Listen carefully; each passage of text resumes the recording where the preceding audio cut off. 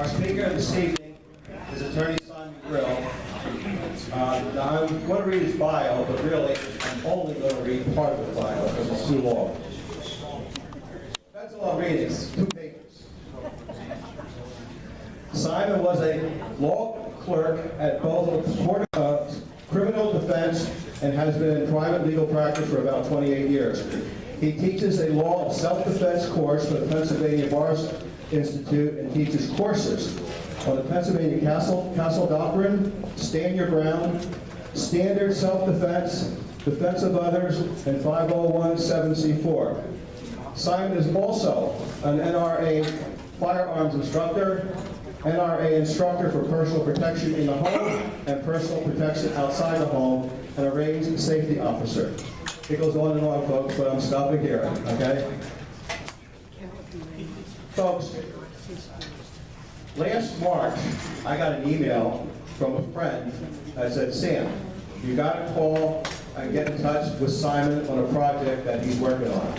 So I called Simon the next day, and he told me that he was doing research on a program from the U.S. Department of Justice Civil Rights Division dated January 8, 2014, regarding a Dear Colleague letter, which he found disturbing. After hearing what Simon had to say, I thought this should at least be explored further. So I contacted several school board members. We then met with Simon the following week.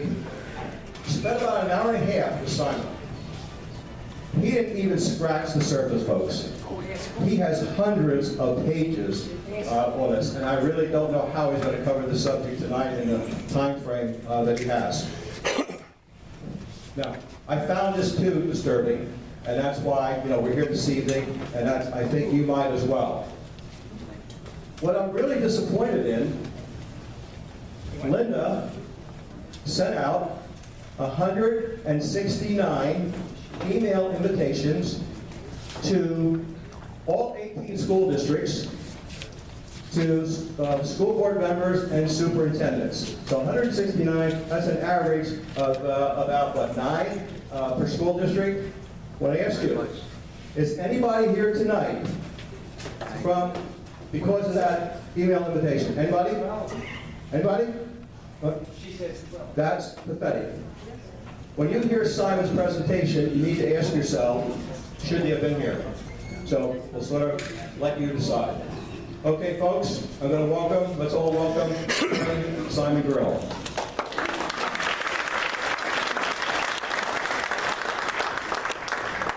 I speak kind of loud anyway, so I might not need this. I'm just used to doing that because sometimes you got to get a full make a lot of noise. Especially here. John. All right, you can't hear me? All right. As you heard, I'm an attorney. I looked into this, and I'm sure most of you know who Nicholas Cruz is, but basically, it's been a long road for Nicholas Cruz. Mr. Cruz has assaulted people in school. He threatened teachers engaged in criminal activity. However, he's never been arrested by law enforcement. He was able to pass a background check. He purchased a semi-automatic rifle. He then massacred 17 people at his high school. This was in Parkland, Florida.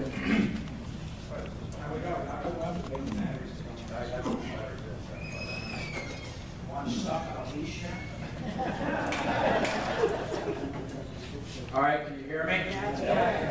All right, up there it is. I have my laser pointer with me, and I found out that this will only work in one direction, it will not go in the other, so I have to go over there, then I need to go backwards.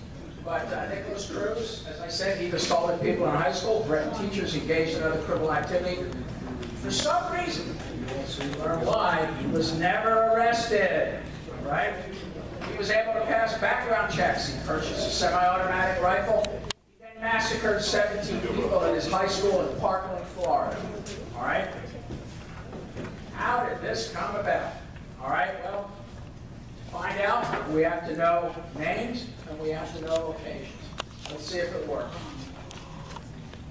All right, I'm going to have to do this the hard way. Hold on. I have like to know the names of the places.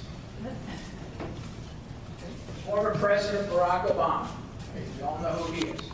There's another person who was involved, and his name is Arnie Duncan. He was the superintendent of Chicago Public Schools, and he was the Secretary of Education under President Obama. There's another individual named Robert Runcie. He was the Chief of Staff of Chicago Schools. And then during September 2011, he was Superintendent of Broward County, Florida Public Schools. That's where the massacre took place. The location, Marjorie Stoneman Douglas High School in Parkland, Broward County, Florida. 17 people killed in a massacre on February 14, 2018. I usually just refer to it as Stoneman Douglas High School. There are so many officials in Broward County that I just couldn't name them all, but we might hear a few of them, but sometimes I just refer to the officials of Broward County. Because I don't have a few hours, I have about 40 to 30 minutes to do this, all right? There's Nicholas Cruz.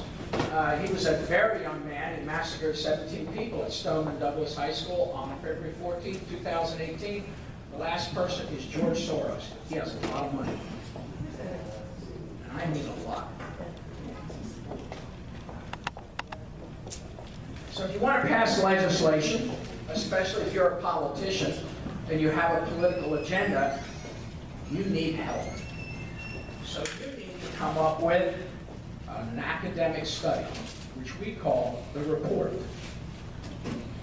In July 2011, the Breaking School Rules report is released. That school report took over 2 years. They started it just about the time Barack Obama was elected. All right, George Soros' Open Society Foundation paid for the report. Hundreds of people were involved in this. They looked at every school district in Texas. They obtained statistical information. This is an incredible work done by a large number of people, but it had a goal. Oh, I'm on a leash. I don't like, oh, this is terrible. Simon, try the other way. Just get closer to the mic. All right, let's see if the other one works. Does the other one work? Yeah. Oh, right. I'm in my own now. There. All right, we're now going to start looking at reports.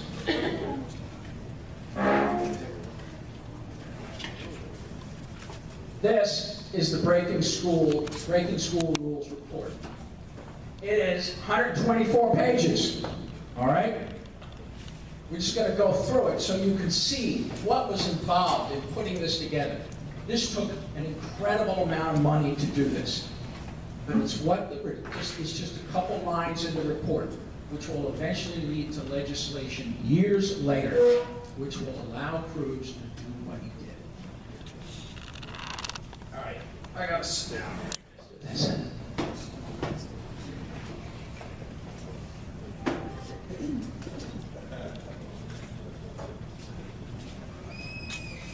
This is an academic report. I've read many of them in my life. People who go to Harvard write very well.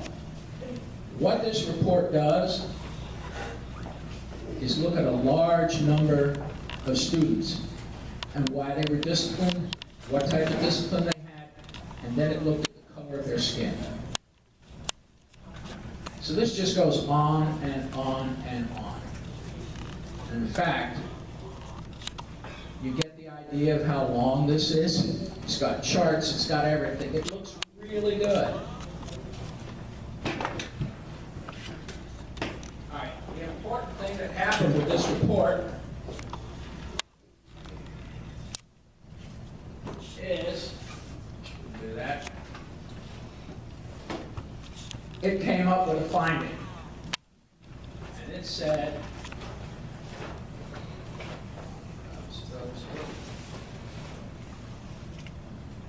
the important finding was on page 46. It's just a few words. African American students were more likely to be disciplined than students of other races.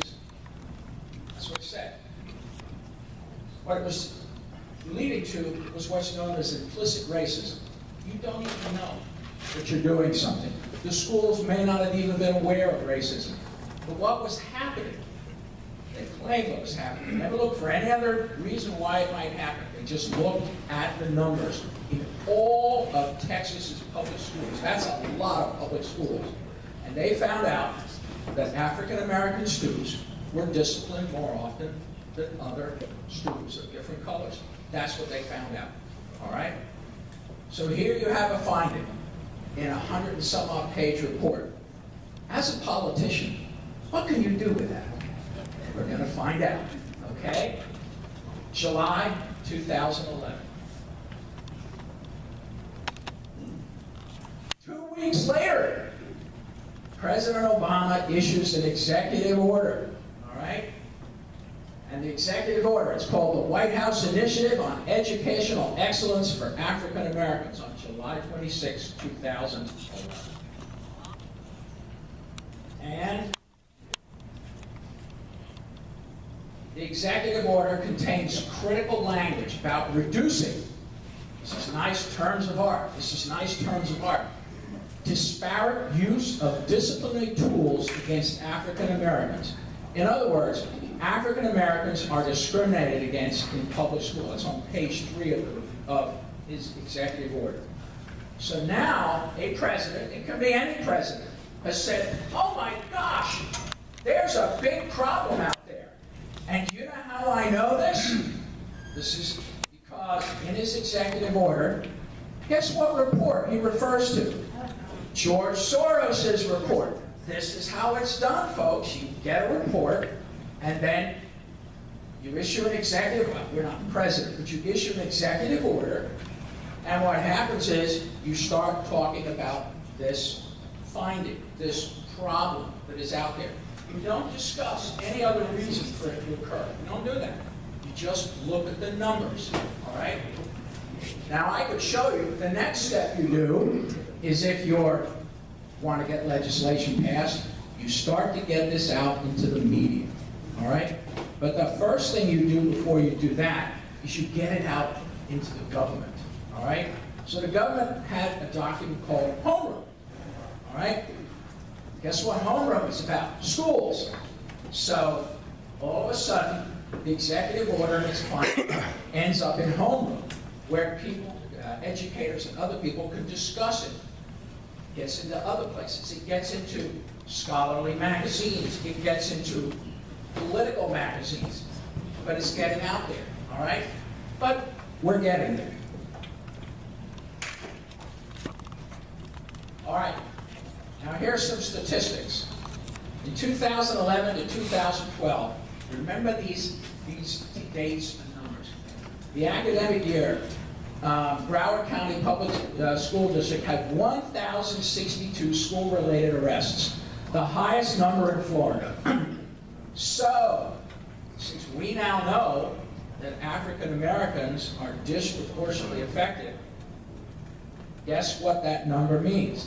It means that there were more African Americans who were subject to discipline than students of other races. All right? So that's there. All right? So if you believe the report, that's what's happening. And that is what was happening in Broward County. Now in September 2011, Robert Runcie, remember him, was hired by to be the superintendent of Broward County Schools. He knows Arnie Duncan, who is Obama's education secretary. They'd all been buddies in Chicago. They'd all worked at the same places. All right? He makes $335,000 to be the superintendent. All right? Look at the last line. Within 1 year of Runcie's hiring, student arrest rates were down 66%. Do you realize what a good job he must have done reducing crime? I mean, wow, think about that. Well, he didn't do that. We're now going to find out what he did and how it was done. And ultimately, this is being done in every school every public school in the United States, because you'll see what happened. It's what we heard about earlier. It's something called a Dear Colleague letter, which we'll get to. All right. In fiscal year 2012, the Department of Education awards Broward County Public School $48.5 million over 5 years. That is known as a carrot. All right? But you've also got to have a stick. All right? So this is the carrot from the federal government. It's over 5 years. So all schools, public schools, in some form or another, get federal money. Now, how did Runcie get all those? How did he clean up crime? How did he do that? Well, he did it. What they had in Broward County was something called the Promise Program. And look at this. Preventing recidivism through opportunities, mentoring, intervention, support, and education. So the bottom line on this is, if this young student right here does something bad in school, let's say he steals money, is he going to be arrested? No, he's not. He gets involved with this, all right? And do you see anything in there that says anything about arresting? Anything about going to court? No, you don't. There is a huge manual that was developed regarding this. I don't have the time to show it to you, all right? But people must have received that $48 million. Some of that went into this. I mean, it's interactive. It's got charts. It's got graphs. It's got, somebody paid a lot of money and a lot of people worked on this, and they weren't being paid minimum wage. Now, summary, what the Promise Manual said, in effect, was, this is right there in their statement of purpose. Students of color are disproportionately affected by harsh disciplinary policies, which creates a racial justice crisis and a school-to-prison pipeline. Remember that school-to-prison pipeline. So if you don't have enough time, but there are other studies, and guess which words they use. School-to-prison pipeline. If you arrest someone in school or you subject them to some type of law enforcement, it says you end up in prison. That's what it says, all right? And that was not what was supposed to happen. So, let me get to the manual so you can at least see what this looks like. I gotta sit down, all right?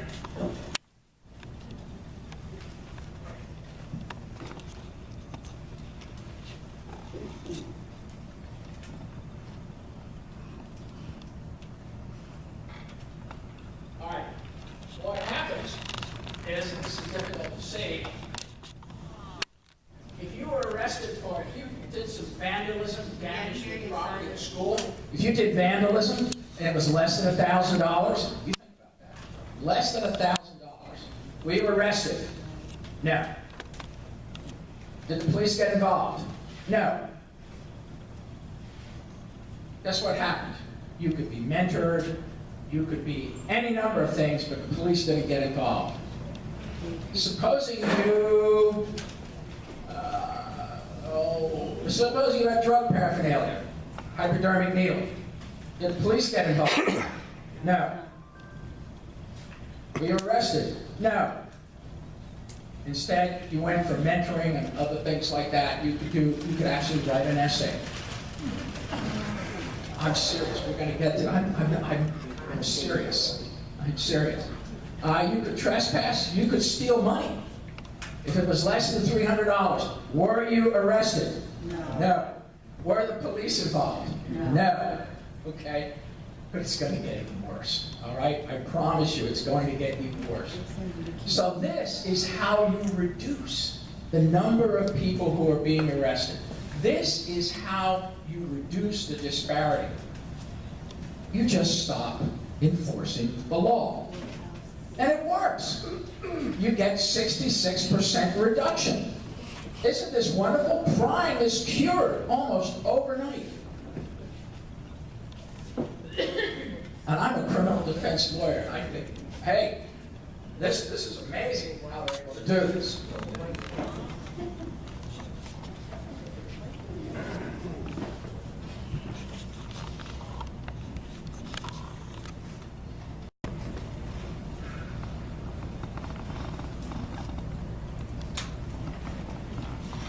So as you probably figured out, the Promise program diverted student lawbreakers from being arrested and convicted to counseling, teen courts, and other similar intervention programs. That's what happened to these people, all right? Now you think, okay, you get caught one time. Everybody knows you can make a mistake. Do you think you could just go through the Promise program one time? No. You could go through the Promise program over and over and over again. In fact, we've heard that the gangs in the area said, okay, we know they have to, Broward County has to submit documents to the federal government showing that they're not having these arrests. So what some of the gangs started doing, and I hope you're ready for this, is they found out when the reporting period ended. So they tended to commit crimes towards the end of the reporting period because they knew the police wouldn't get involved, because if the police got involved, they would have to send that report to Washington, D.C. All right? Hey, they're just being smart, right? I mean, that's... You didn't create this. Somebody in Washington, D.C. did.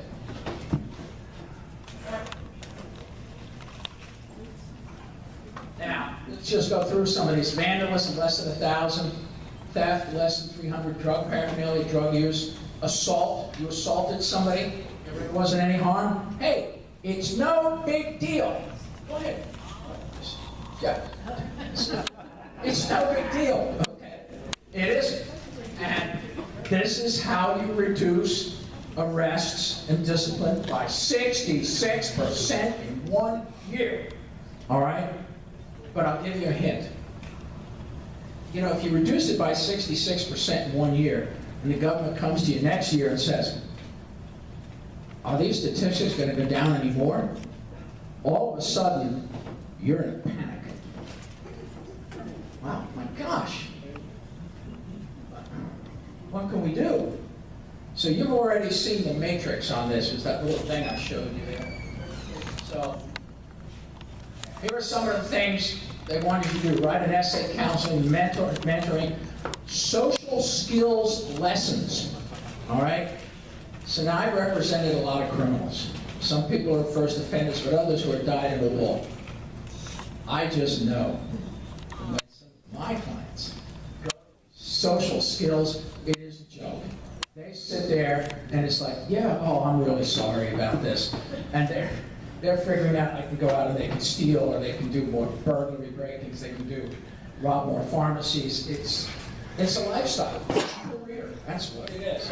So the other thing was restorative justice. Restorative justice is a very interesting concept. It's a very big political concept. And what it says is that this criminal student right here, all right, has assaulted this poor person back here. All right? Guess what he had to do? And guess what the poor victim here had to do? They had to sit next to each other in a little session where they talked about their feelings. All right? And I'm serious. Really. They had to talk like, oh, why do you do this? I mean, it sounds great on paper when you read it. But you think, there's no way he wants to sit with this idiot here who's just beating him up or something like that. I gotta lose you here. This idiot here, and they're going to talk about their feelings and why this happened. But anyway, all you had to do, instead of being arrested, you just had to meet with this guy, right? Did you do restorative? Restored? Yes, I did restorative. It's amazing. All right. Couldn't he file a charge? No, you had to participate in the program. No, we're getting to that. We're getting to that. We're getting to this. All right? So what happens to an offender when an offender completes the Promise program? What does it say? Nothing. All right. Come on, let's go out and beat up some more people. All right? We good? So, yeah, all right. You can do that. You can go out and commit this again. Now this is Broward County came up with this program. All right? It is so successful that guess who's hearing about it? Washington, D.C., Arnie Duncan, and Obama. In fact, they have a meeting, and I don't know what happened there, but it must have gone something like this. You're now going to be somebody. This is great. Wow, we want to make this nationwide. Hey, we love this program of yours. So, and you can get in the Promise program more than one time. You can get in the Progress program many times. But what did that do? What did it do that you could get in the Promise program many times? The number of arrests keeps going down.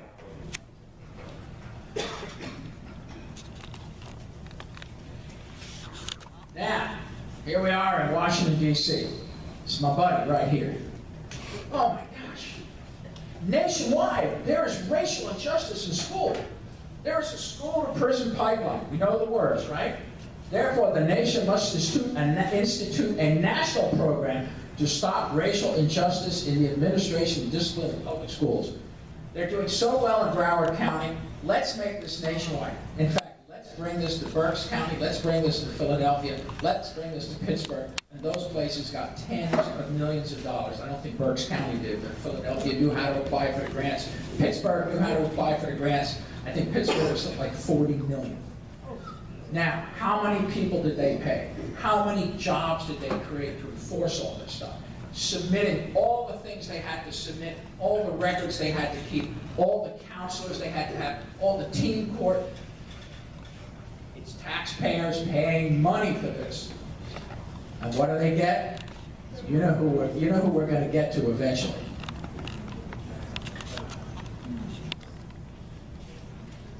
The document that Sam was talking about. The February 8, 2014 Dear Colleague letter. On February 8, 2014, the United States Department of Education through the Department of Justice issued a Dear Colleague letter to all public schools in the United States. What I'm about to read to you now is a pretty accurate description.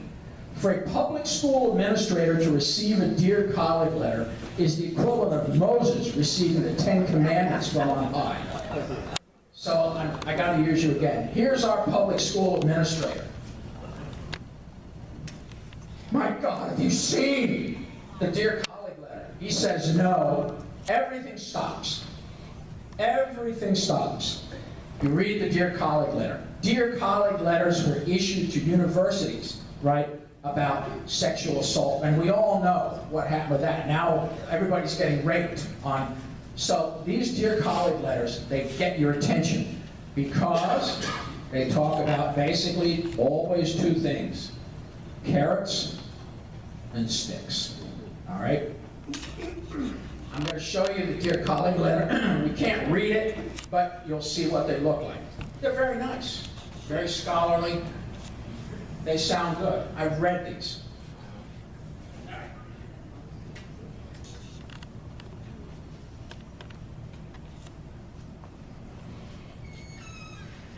This is a Dear Colleague letter.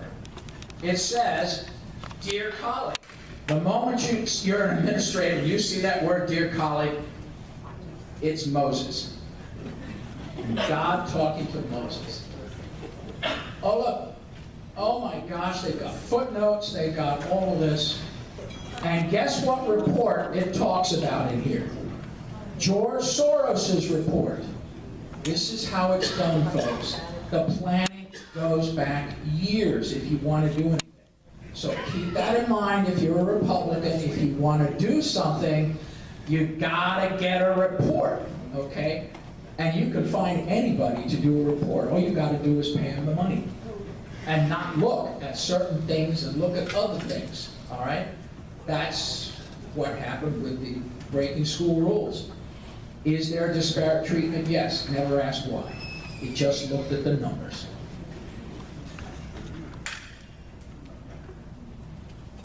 So look, it goes on, and the Department's investigation and enforcement actions under Title IV and Title VI, legal framework, they're now telling the schools, we got you. We can do this. The law is on our side. We're now going to tell you about different treatment. All right? We know that in your school, there must be racial disparities.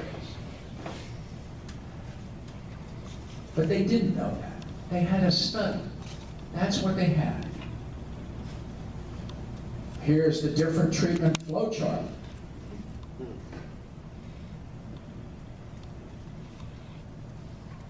Different treatment has disparate impacts. People who are treated differently could have different things happen to them. Not all of them good. Here's the disparate impact flow chart. Do you realize that court administrators and their staff went through this probably for days at a time? They now give you examples of disparate treatment so that you'll think about this. But we're getting to the good part. Remember, this is the stick, folks.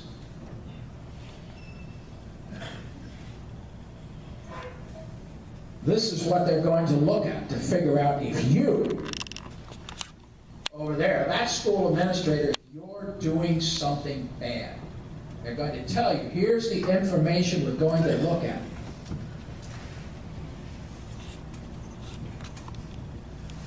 You better keep good records, school administrators, because we're going to be looking over your shoulders.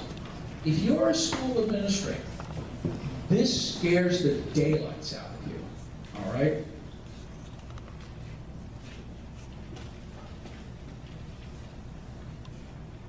Remedies. Do you know what remedies are? Remedies is a nice way of saying, this is how we're going to fix disparate racial impacts. All right? That's what remedies are. It doesn't say it's punishment. This is my legal brothers talking. Remedies. So let me get out of this. We'll go back here. And I think it's probably going to...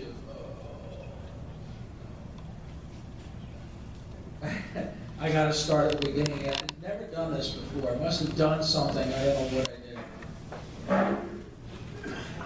Now, this, as we went over, the February 8th, 2014 Dear Colleague letter cited the Breaking School Rules report. In other words, George Soros. It referred to the school-to-prison pipeline. That's other reports talked about that. So you see how this is getting together? Her report's here. We got some reports here. We've got some studies that were done here. And they're all coming together in the Dear Colleague letter because there's bad things that are happening out there. All right? This was done to police departments. This is how you bring the police departments who are local under national control from Washington, D.C. This is how you bring local schools that are local school boards under national control to Washington, D.C. This is how it's done. Now, this Dear Colleague letter made a finding or a determination. It had to do that. It determined that racial discrimination in school discipline is a real problem. Uh-oh. School administrator, you've got a real problem, don't you? Because you have racial discrimination in school discipline. All schools do. So you have a real problem. He's convenient. He's right here. He didn't know this was going to happen. Now, remedies. Remember the remedies? The Dear Colleague letter established remedies for racial discrimination in the enforcement of school discipline. The Department of Justice could obtain the following. Are you ready? Will you voluntarily agree to fix the racial disparities Oh, he's not doing that. He's not saying that he will agree to what I want as the Department of Justice. So that's a problem. He's not going to do it. He might be saying, well, we don't have any. Oh, no, that's not it. We've determined that it's a problem. All right? Well, you know what? If he doesn't want to do it voluntarily, just sat here, didn't say anything. All right? Now we're going to do consent decrees. Are you going to consent to this? Or we're going to do bad things, all right? But we want to be friends. Oh, we're still not doing it, all right? So the last thing we do is we file a lawsuit against the public school district. In effect, the federal government can take over a school district, and the school district is denied federal money. See, you thought you were making $100 grand a year, right? No, you're not anymore because you're not getting federal money. 50 grand is now missing, all right? So you're getting, you have no idea. They can come in and in effect do what they want to do through the courts. Because they've got studies, right? They've got to have information. They can then come in. Nobody in their right mind wants to have a lawsuit filed against them if they're a school administrator. So, what do? Leave the country. He agrees. Oh, at last, he's seen the light, everybody. He's seen the light. He's seen the light. If you're all school administrators, you've all seen the light, haven't you? Yes, of course you have. All right?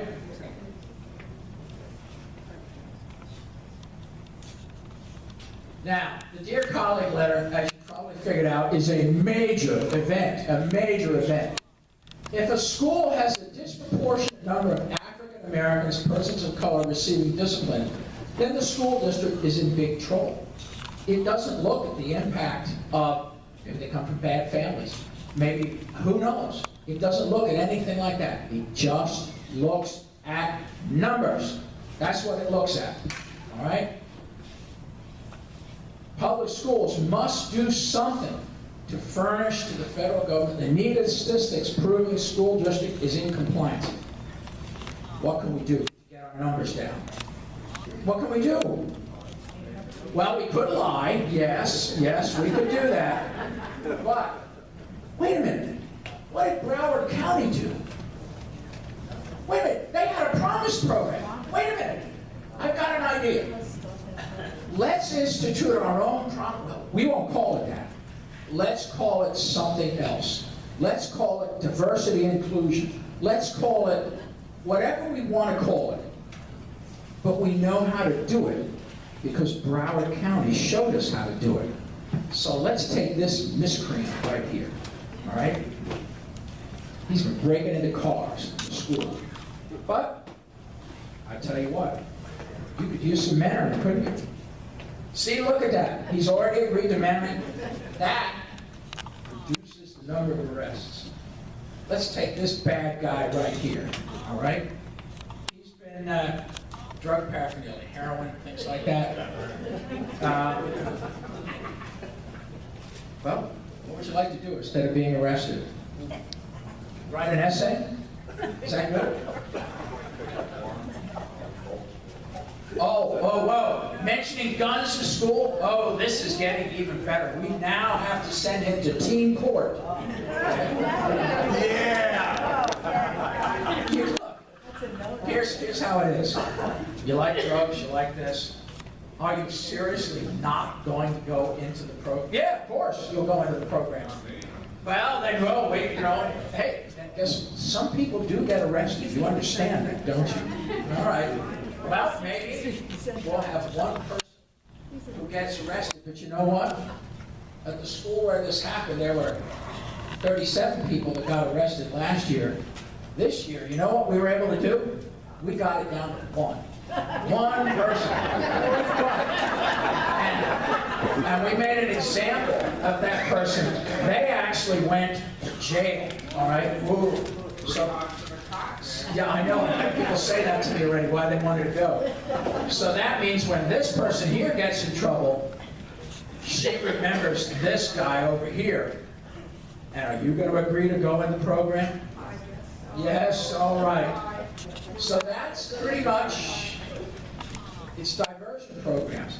I have nothing wrong with diversion programs, first offenders, things like that. People make mistakes. But now you're going to see how you really get these numbers down, okay?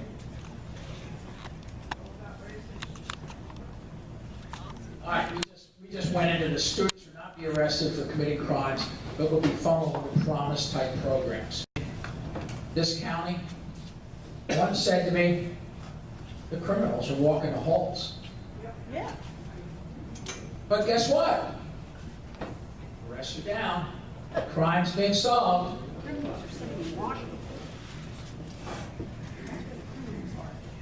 All right. So, we're now into 2015. How are we going to keep the numbers of arrests going down? What can we do? We've got to think. What can we do? Are you ready? Well, before, if the theft was less than $300, you got into the program. Now, it's theft of more than $300 will get you into the program. That's good for you. Really, all that money you stole? Whoa, whoa. Yeah, just a couple years, you would have been in trouble before, but now, it's more than fair. Hey, if you steal a motor vehicle, guess what? No mandatory reporting to law enforcement. All right, who wants to be the motor vehicle thief? All right, here we go. You gonna read the program? All right, he knows. Keeps him out of jail. All right. Remember when vandalism was less than $1,000? Guess what it is now? It's more than $1,000. Okay. You know, we've got to get these numbers. We've got to show progress. Hey. Extortion and robbery are not mandatorily law enforcement. The Broward County matrix keeps going. This thing's really long. I mean, it's all these crimes and everything. It's just amazing. All right. While Nicholas Cruz was in Broward County, he participated in the Promise program, allegedly for assault, threatening teachers, carrying bullets in his backpack, among other offenses. Cruz avoided a criminal record. FBI agent Michael Yasello told Real Clear Investigations, Cruz probably wouldn't have been able to buy a murder weapon if the school had referred him to law enforcement. But he did buy it, didn't he? It's the way it is. Every public school district in America received a Dear Colleague letter. Probably every school district in Berks County has instituted programs similar to the Promise programs. Bearing in mind that I've talked to some people in school boards, they don't know anything about this. They didn't have a clue about any of this, all right? If only one student out of every 10,000 students in Pennsylvania thinks like Cruz and then uses a Promise-type program, there's going to be more Stone and Douglas-type massacres. You just don't know. All right, perhaps the best explanation for Cruz, the explanation of Nicholas Cruz and Harrison Klebold, the Columbine High School murders, is contained in the words of Keith M. Simons. He's a middle school student. He's 13 years old. All right? I'm going to read them to you. He was getting ready to shoot up a school. He doesn't spell very well. I want to leave a lasting impression on the world. And I, Keith M. Simons, also want to leave a lasting impression on the world. I'll look in those scared little bitches' eyes before I kill them. There's now I have followers because I'm so awesome. I know someone will follow me just like I followed Eric Hallis and Dylan Klebold, the Columbine killers. Me and them want close to the same thing. It's going to be fun. They say school shootings are horrible, but they don't think us like me, Eric, and Dylan. I'm going to die doing it. I hate those people. When they interview my parents and ask how they didn't see the signs, they should know it's not them, it's me. And it's because of how I see the world. I hurt and destroy something bigger, but my school's an easy target. This will be bigger than anything this country's ever seen. I've been planning this for a few weeks and thought about it for a few months. I will never be forgotten. I'll be a stain in American history and the Simons history. It's going to be so much fun. They won't expect a thing. So, there's the program. People don't get arrested. This is where we are. All right? Hopefully, Trump and Devos are able to do something about this. But it's become part of schools now for years. The money, it's going to be very difficult. Look, school board members, they didn't even know they had this. They don't call it the Promise Program, but I can guarantee you, just look on a Reading School District website, they call it something else. All right? Oh, I forget. It's been a while since I looked at it. I bet you, and I know I look at the Wilson School District, look at certain others, they call it something different. They don't have the matrices that Broward has, but they have other things that you can start to see, wait a minute, this looks familiar. All right? It doesn't have all the lines. They didn't spend $750,000 or whatever it was making all this stuff. But when you talk to teachers, criminals walk the halls. That's what they do. All right. Any questions? I know they want me to be quiet, but any questions? Look, I got the red thing. That's it. I have the red thing. I'm done.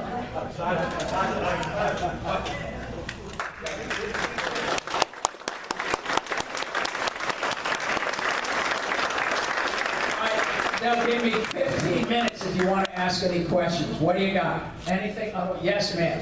Well, I'm just making an observation. We have heard that they didn't have any information from the school.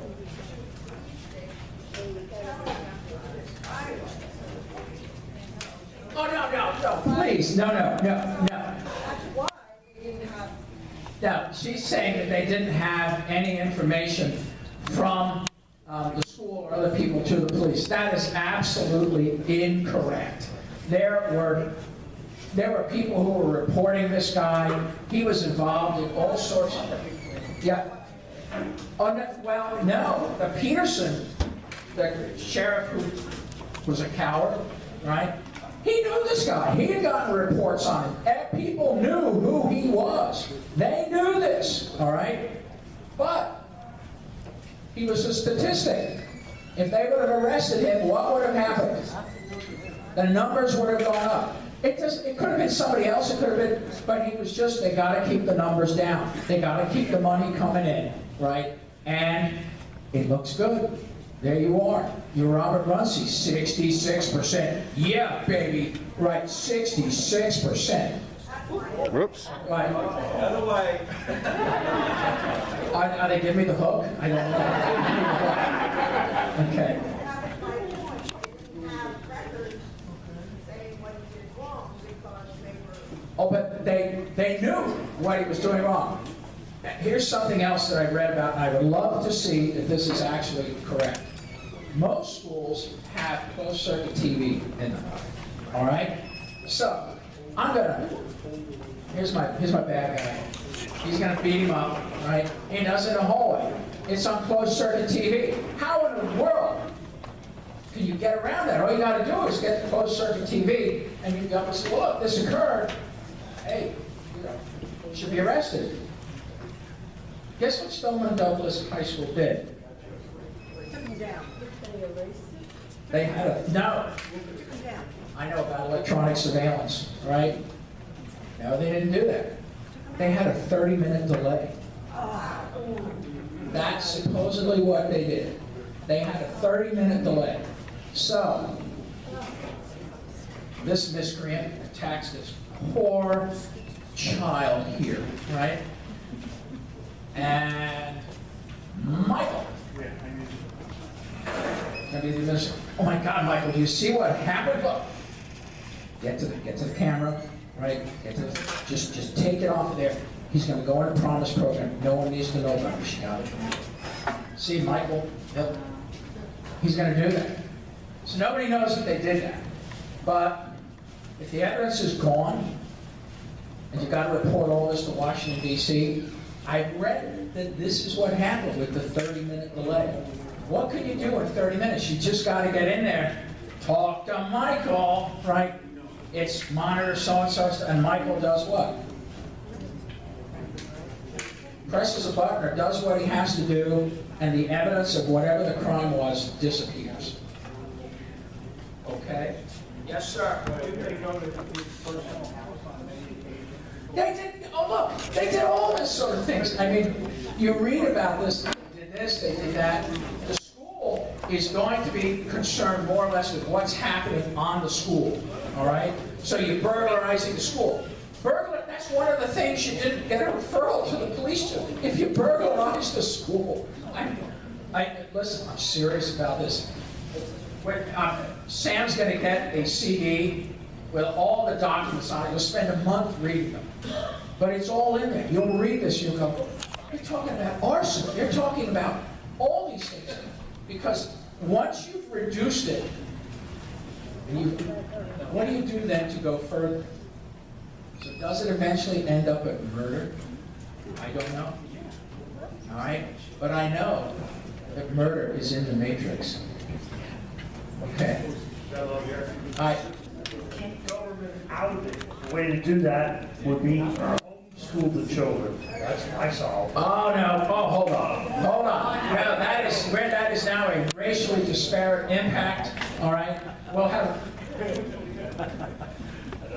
We're going to come up with a study, aren't we, that's going to talk about racially disparate impact of homeschool. I'm sorry, that's, you can pay for a study. I don't know how much Soros paid for the study, but he got his money's worth, didn't he? He got his money's worth. There's no doubt about it. Open Society Foundation, they even say it right in the report. We want to thank the Open Society Foundation for giving us an award to do this. And you know what an award is? Money. That's what it is. And Open Society, that's George Soros's. If you go to his website, it says Open Society. All right, anybody else? Over here, Simon. What if myself as the family and the victim decide to go to the police myself?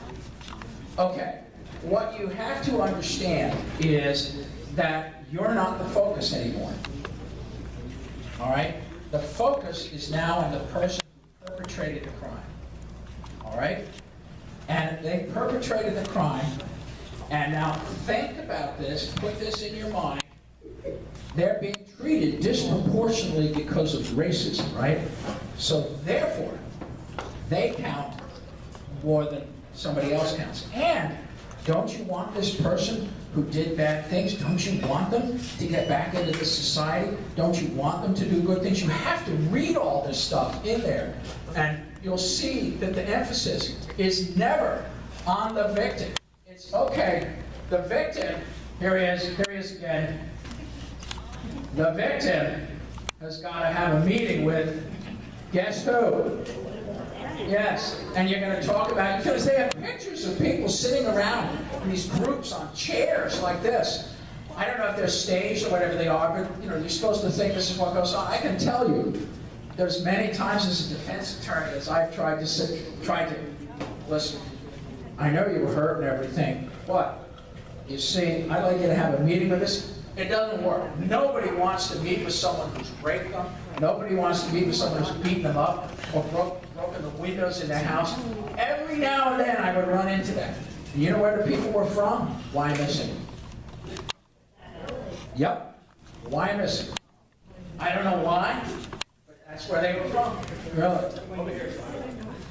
Is this information being given to other outlets such as media outlets? They already know it. They already know this.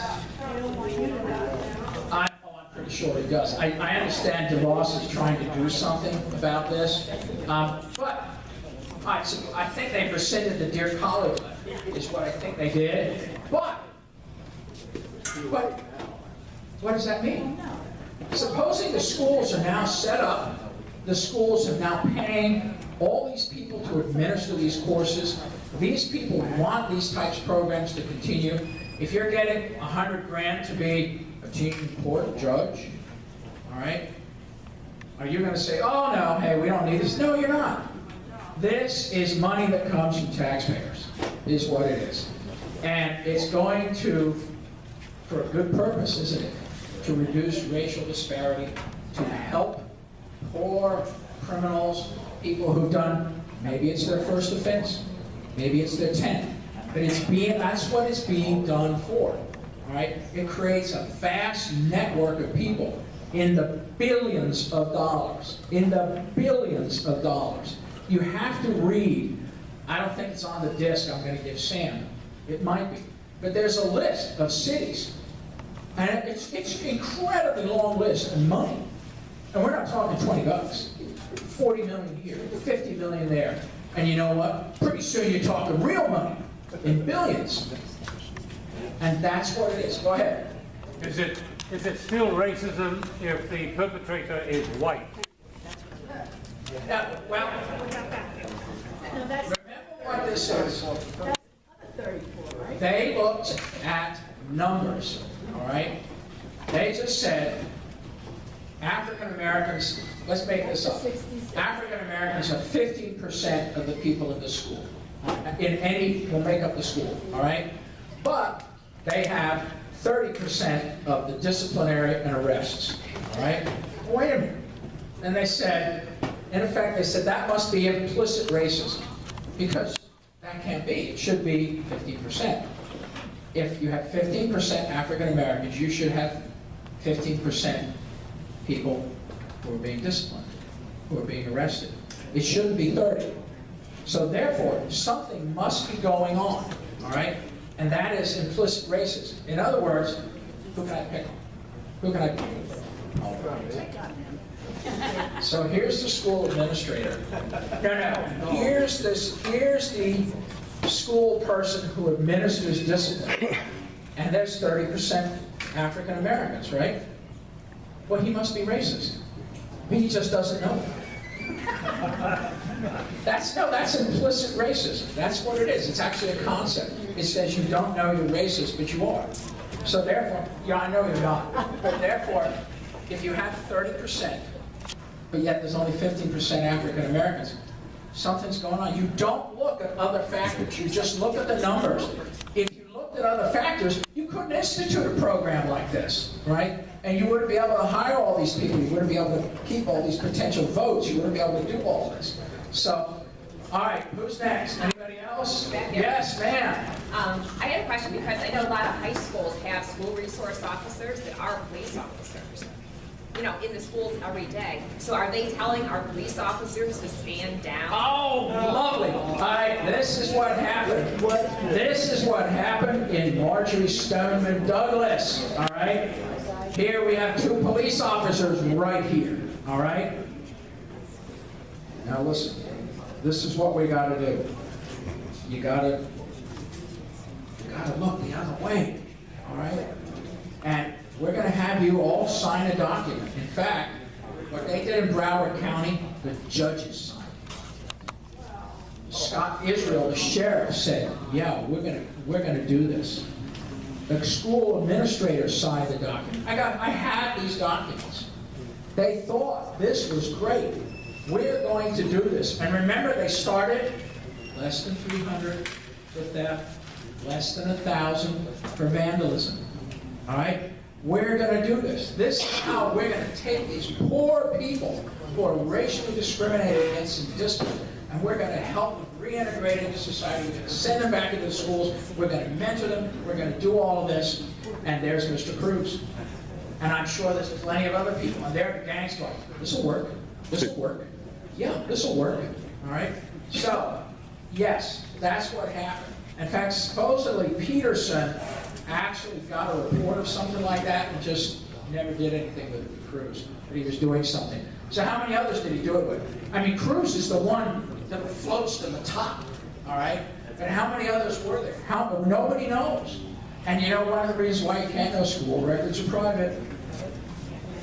That's right. So yes, that's in effect what happened, is they stood down. Now, if somebody's getting shot, well, I would say Peterson, it didn't matter to Peterson. He didn't, even if people were getting shot, he didn't do anything.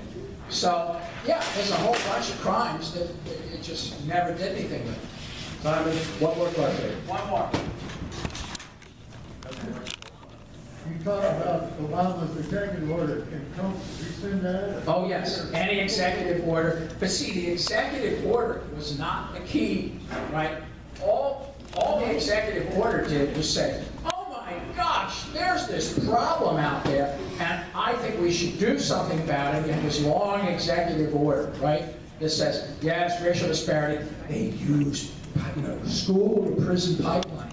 They use all the key words. And then what happens is, the government say, okay, Obama's behind us. Then they come out with a Dear Colleague letter. That's the real power, right? Because they've been done before. And anybody who's in a school, they'll take over your school, they'll do consent decrees, they'll sue you, they'll do all things like that. So, what do? You agree to go along with the federal government? You do that? No? He's shaking his head yes. He doesn't want the voters to know. But that's what he's doing. Okay, that was the last one. All right. That's it. Thank you. Thank you, Brian. You gonna say anything here? You gonna say anything? Well, I know that we got part of a program to go, but maybe they can talk to you as well. Folks, Simon just scratched the surface, as I told you. Some of you may have some doubts about what he says here. This is all documented. Some of you may not want to hear what Simon said. This is all documented. So if you need some additional information, can you hear me? Am I coming out? Yep. Okay. If you need some additional information, contact us and we'll see that you get it. Okay?